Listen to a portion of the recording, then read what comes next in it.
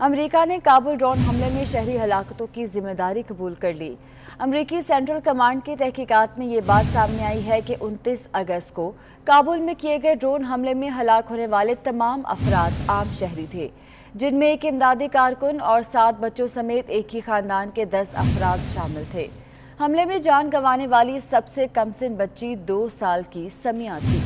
Pentagon حکام کہتے ہیں کہ امریکی انٹیلیجنس نے اس شخص کی گاڑی کی 8 گھنٹوں تک نگرانی کی اور خیال تھا کہ اس کا تعلق داعش خراسان سے تھا، جبکہ گاڑی کی ڈگی میں رکھے گئے کنٹینر کے بارے میں یہ تصور کیا گیا کہ یہ دھماکہ خیز مواد ہے، مگر وہ پانی سے بھرے کنٹینر تھے۔ Commander central command general Kenneth Mackenzie نے تسلیم کیا ہے کہ ڈرون حملہ ایک افسوسناک غلطی تھی۔ امریکی اسٹرائیک کا نشانہ بننے والا خاندان داعش سے منسلک تھا اور نہ ہی امریکی افواج کے لیے خطرہ۔ شہری ہلاکتوں پر تہہ دل سے معذرت خواہ ہیں۔